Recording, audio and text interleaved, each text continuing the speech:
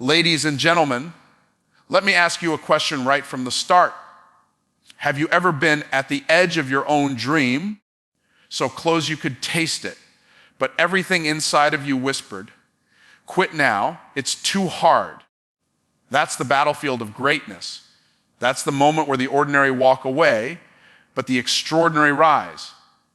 And today, I want to show you how to keep moving when your mind, your body, and your circumstances all say, stop. When you reach that point where everything inside of you is screaming to stop. The only thing that keeps you standing is not your current feeling, but the clarity of the vision you're holding. Feelings are like the weather. They change constantly. One moment the sun is shining and you're ready to conquer the world. The next, the clouds roll in and you're doubting every step you've taken. But vision, that's the North Star. That's the fixed point that doesn't move no matter how stormy the skies become. And here's the truth. The people who win at the highest level are not the ones who always feel like going forward. They're the ones who never lose sight of where they're going. Think about it this way. When a pilot is flying an airplane through turbulence, he doesn't say, oh, I feel like the plane is shaking too much. Let's quit midair. No, he keeps his eyes locked on the instruments, focused on the destination. Why? Because if he let his feelings drive his actions, he'd crash. That's exactly how life works. If you let your emotions pilot your decisions, you'll wreck your destiny before you even reach the runway. Vision is what allows you to keep flying when your feelings are in free fall. Now, here's the hook you need to grab. Motivation is not an emotion. It's a decision. You don't get motivated by waiting for good feelings. You get motivated by anchoring yourself to a future worth fighting for. When you see the reward clearly enough, the pain becomes tolerable. A woman in labor doesn't stop halfway through because the pain is unbearable. She pushes because she has a vision of the child she's about to hold. The pain is real, but the vision is stronger. What about you? What's the vision you're willing to fight through the pain for? The reason most people quit is not because they lack strength. It's because they lack sight. Without sight, all you see is the struggle. But when you have vision, you see the prize behind the struggle. The late nights, the setbacks, the disappointments, they're no longer reasons to quit. They're proof that you're still in the game. You've got to get to the place where you tell yourself, my dream is not negotiable. My vision is not up for sale. My destiny cannot be canceled just because I don't feel good today. Here's what separates champions from quitters. Quitters measure progress by feelings. Champions measure progress by direction. A champion says, I don't care how I feel right now. I'm still facing forward. I'm still moving toward the prize. And you've got to understand this. Every day you stay connected to your vision, you're building something inside of you that's unshakable. Feelings may rise and fall, but vision builds resilience. Vision creates consistency. Vision makes you unstoppable. If you're tired, if you're drained, if you're about to throw in the towel, let me challenge you with this thought. What did you see when you first started? Go back to that image. Maybe it was freedom. Maybe it was providing for your family. Maybe it was creating impact that outlives you. That picture is your fuel. And if you keep your eyes locked on it, it will carry you through the darkest nights and the toughest battles. So don't make the mistake of worshiping your feelings. They were never meant to lead you. They were meant to follow your vision. When vision takes the lead, feelings eventually catch up. When you remember where you're headed, motivation is no longer optional. It becomes automatic because the future you see so clearly will always outweigh the pain you feel right now. When you think about quitting, you might believe it's just a small decision in the moment, but what you don't realize is that quitting is never isolated. It's a seed you're planting, and every seed produces a harvest. When you choose to quit once, you water the seed of quitting, and it grows roots deep into your character. The next time you face difficulty, it becomes easier to give in because the soil of your life is already conditioned for it. That's why so many people live in cycles of starting and stopping, beginning strong, but finishing weak. They don't understand they're not just quitting on a goal, they're programming their identity, and identity always dictates destiny. Here's the hook: quitting is not about what you lose in the moment, it's about what you lose in momentum. Every time you quit, you're not just stepping back from the challenge, you're stepping back from the version of yourself you could have become. And the tragedy is that the person you were becoming, the stronger, wiser, greater you, was always waiting on the other side of the resistance. Quitting is costly because it doesn't just delay your dream, it diminishes your belief in yourself. Once you break that trust with yourself, it's harder to rebuild. That's why many people live their whole lives unfulfilled, not because they weren't capable, but because they gave themselves permission to quit too many times. But let's flip this. Just as quitting is a seed, so is perseverance.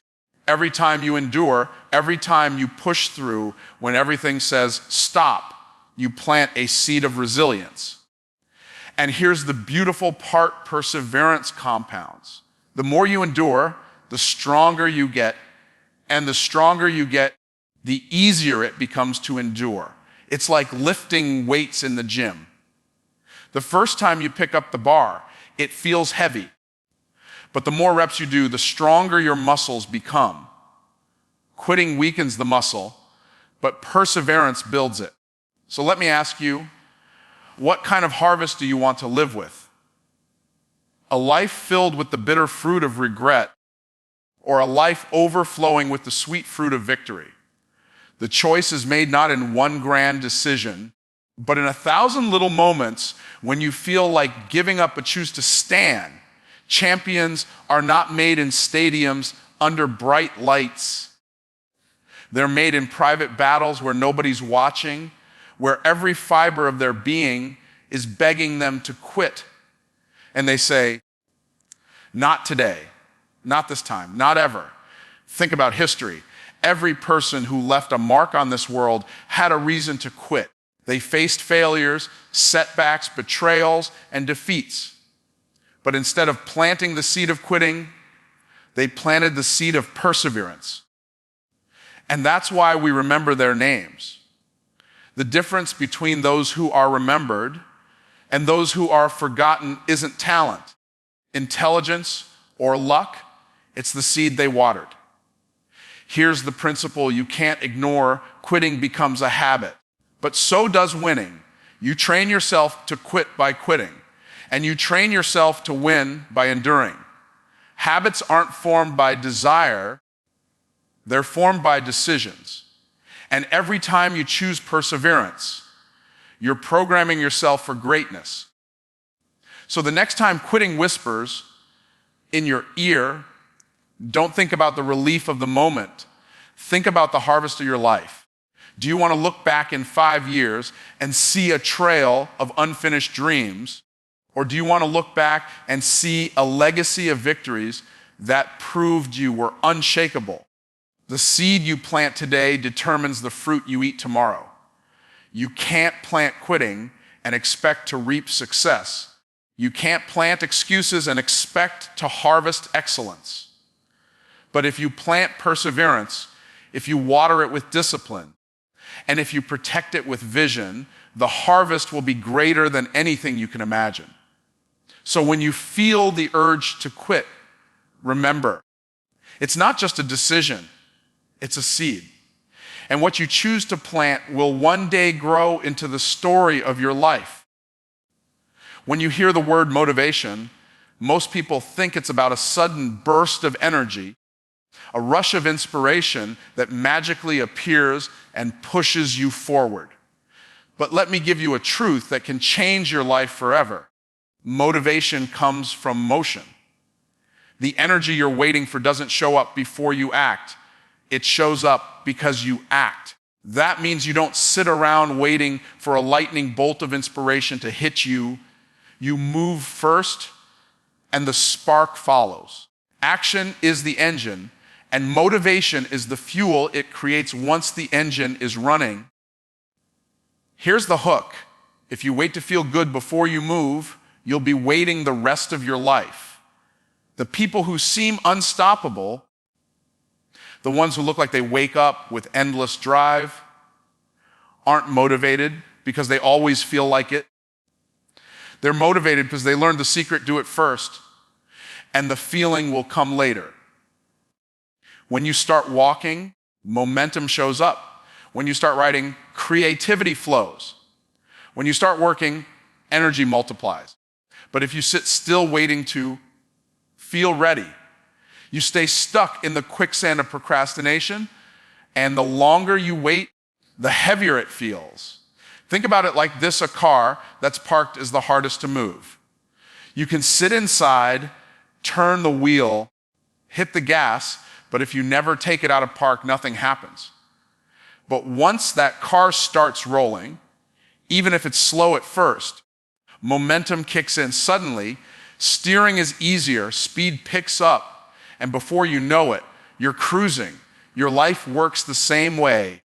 The hardest part is not the journey, it's the start. And once you start, you'll be amazed at how quickly the resistance begins to break. Most people fail not because they lack talent or opportunity, but because they wait for perfect conditions before they move.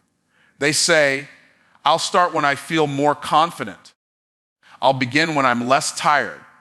I'll take action when the timing is better. But here's the truth. There's never going to be a perfect time, and you'll never feel fully ready. The secret is to start messy, start small, but just start. Action is what creates clarity. Movement is what creates energy. And forward motion is what creates the motivation you've been craving. Here's a principle you need to lock in. Inaction breeds doubt, but action breeds confidence. The longer you sit, the louder fear becomes. But the moment you take even the smallest step, fear loses its grip. Confidence doesn't come from thinking about it. Confidence comes from doing it. That means every action you take is not just moving you closer to your goal, it's also transforming who you are into someone capable of achieving it. And that's why motion is so powerful. It doesn't just change your circumstances, it changes your identity. So if you feel stuck, here's what I want you to do. Don't look at the mountain in front of you. Just take the next small step. Don't worry about writing the entire book. Write one page. Don't stress about changing your whole body. Just take the walk. Don't panic about building the whole business. Just make the first call. Every small step forward is infinitely more powerful than the biggest dream left untouched. And the magic is this: once you move, your brain releases energy and momentum that would have never come if you stayed still. Let me remind you of this. The river doesn't flow until it starts moving. The current doesn't exist until the water begins to run. Your life works the same way. The flow you're waiting for will only appear once you decide to move. So stop waiting to feel motivated, start moving, and watch motivation chase you down. Because the secret to staying motivated when you feel like quitting is not in waiting, it's in moving. Willpower will always run out, but why power never does. That's the difference most people never realize. They try to push through life on the strength of raw will, clenching their fists, gritting their teeth, forcing themselves to keep going. And while that may work for a short time, eventually fatigue takes over. You can only push yourself for so long on sheer determination before you burn out. But when your reason, your why, is bigger than your pain, you unlock a power that doesn't run dry. That's why some people collapse at the first obstacle, while others push through storms that would have destroyed anyone else. The difference isn't the obstacle, it's the reason behind the fight. Here's the hook you need to grab. When your why is strong enough, your how becomes automatic. You don't have to wake up every morning convincing yourself to work hard if you've got a compelling reason driving you. The parent working 3 jobs to feed their children doesn't need motivation. Their why drags them out of bed. The athlete who dedicates years of sacrifice to stand on an Olympic podium doesn't keep going because training is fun. They keep going because their vision of victory is so powerful it makes the pain irrelevant.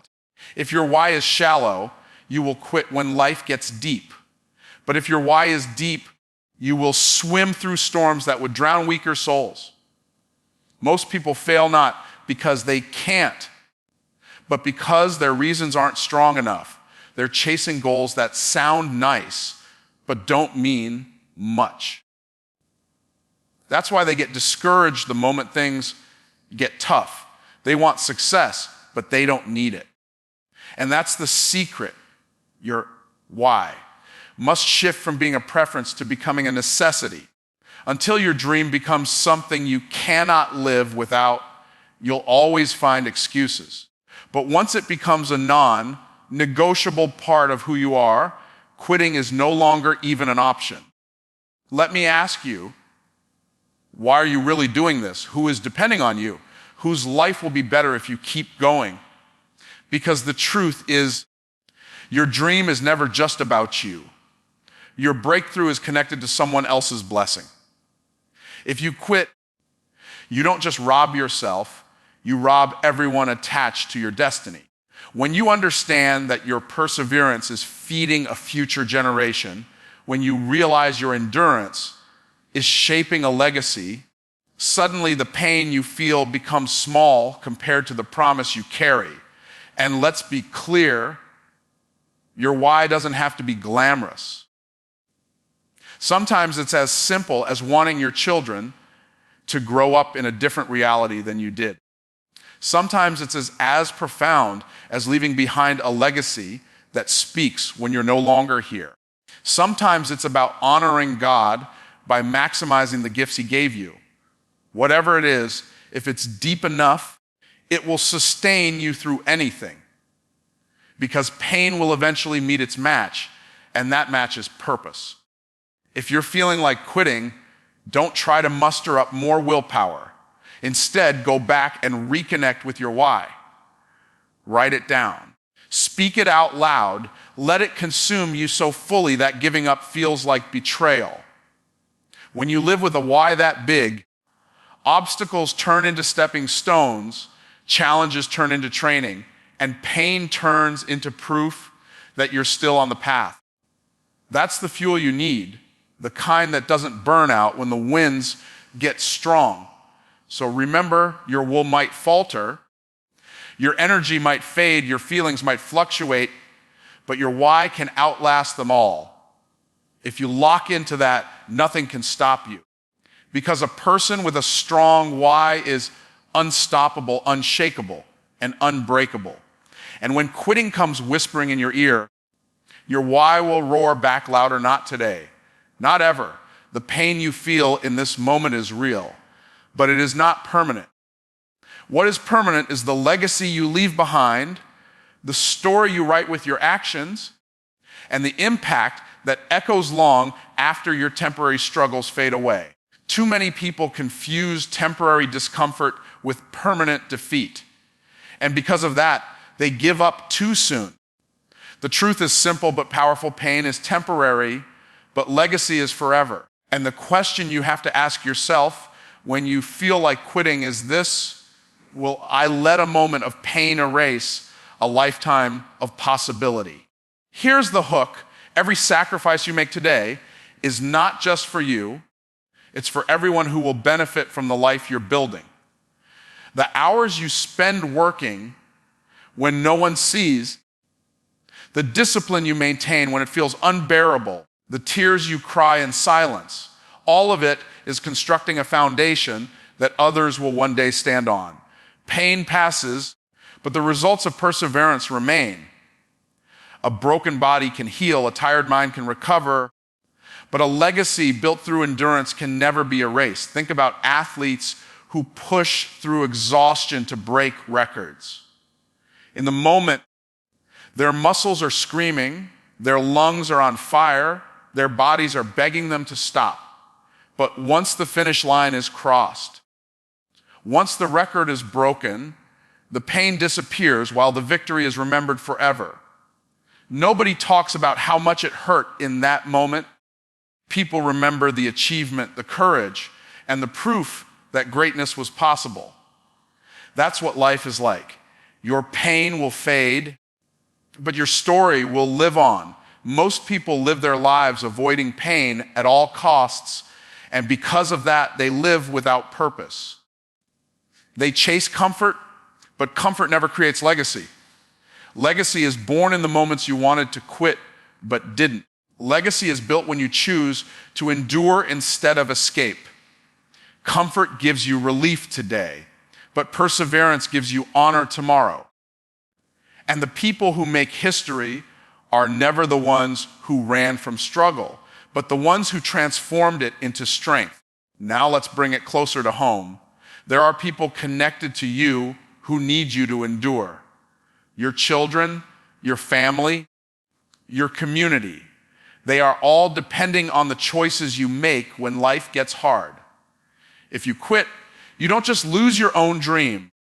You lose the opportunity to change the course of their lives as well. But if you endure, if you push through the pain, you create a new standard for everyone who follows you. You prove that it's possible to rise, to overcome, to achieve something greater than the momentary suffering. Your pain today can become their permission tomorrow. And don't forget this, God never wastes pain. The struggles you go through aren't just obstacles, they're assignments. Every trial you endure is shaping you into someone capable of carrying the legacy you're meant to leave. If the road was easy, the story wouldn't inspire anyone. But the very fact that you endured hardship and still rose to greatness makes your story worth telling. Pain refines you, it humbles you, it strengthens you, and ultimately it prepares you to leave behind something far bigger than yourself. So the next time you're tempted to quit because it hurts, remember that the pain is passing through, but your legacy is permanent. 10 years from now, you won't even remember how hard today felt, but the results of your persistence will still be alive. And when you stand at the end of your life, you won't be proud of the days you stayed comfortable. You'll be proud of the days you chose to fight, to endure, and to keep going. Because those days are the ones that built the legacy that will outlive you. There will come a point in every journey when your strength is not enough, when your willpower is drained, when your mind is tired, and your body is ready to surrender. That's the moment most people walk away thinking they've reached the end. But here's the truth. You were never designed to carry this fight alone. You're not running on your power. You're running on God's power. And when your strength runs out, His strength takes over. That's why some people fall apart when life gets hard, but others rise higher in the middle of their greatest battles. They've tapped into a source that never runs dry. Here's the hook. Your limitations are not a signal to quit. They are an invitation to connect with divine strength. When you realize you don't have to do this all by yourself, quitting stops looking like an option. The scripture says, "They that wait upon the Lord shall renew their strength. They shall mount up with wings as eagles." That means when your legs give out, God gives you wings. When your energy runs low, He gives you renewal. When the weight feels unbearable, He carries what you cannot. That's not weakness.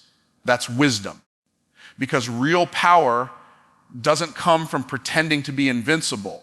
It comes from plugging into the one who is. Think about this. Every champion you've ever admired had moments where they felt like quitting. Every success story had a chapter of exhaustion, doubt, and fear. The difference wasn't that they were stronger than you. It's that they leaned into a power greater than themselves. The world glorifies self-reliance, but self-reliance has limits. Sooner or later, every human being hits a wall, but faith builds a door in that wall and says, with God, all things are possible. That's why the people of faith can endure storms that break others. They are not walking by sight or by strength, but by faith. You see, quitting often feels tempting when you believe you are the only one carrying the burden. That's why people collapse under pressure. But once you realize that the creator of the universe is on your side, the pressure shifts. It's no longer all on you. And that realization gives you the courage to keep pressing forward when everything in you says stop. Because now you're not just fighting for yourself, you're fighting with heaven's backing.